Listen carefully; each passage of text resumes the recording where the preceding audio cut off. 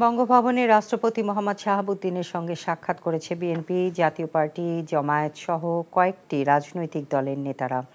সাক্ষাৎ করেছেন বৈষম্য বিরোধী ছাত্র আন্দোলনের কয়েকজন সমন্বয়ক এবং সমাজের কয়েকজন বিশিষ্ট নাগরিক। সাক্ষাৎ শেষে তারা জানান, অনতিবিলম্বে অন্তর্বর্তীকালীন সরকার গঠন, বিএনপি চেয়ারপারসন বেগম খালেদা জিয়ার মুক্তি ও বিদেশে পাঠিয়ে চিকিৎসা এবং অন্তর্বর্তীকালীন সরকারের অধীনে নতুন নির্বাচিত সরকারের কাছে দায়িত্ব হস্তান্তরে সম্মত হয়েছেন রাষ্ট্রপতি। চলমান সহিংসতা, ভাঙচুর, নৈরাজ্য, অগ্নিসংযোগ থেকে সরে এসে শান্তিপূর্ণ দেশ গঠনে সবার প্রতি আহ্বান জানান তারা।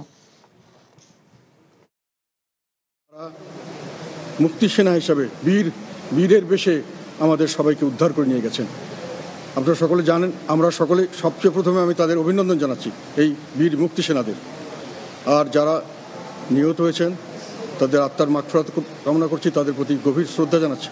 যারা আহত হয়েছেন তাদের প্রতিও আমার সমবেদনা এবং আমার অভিনন্দন।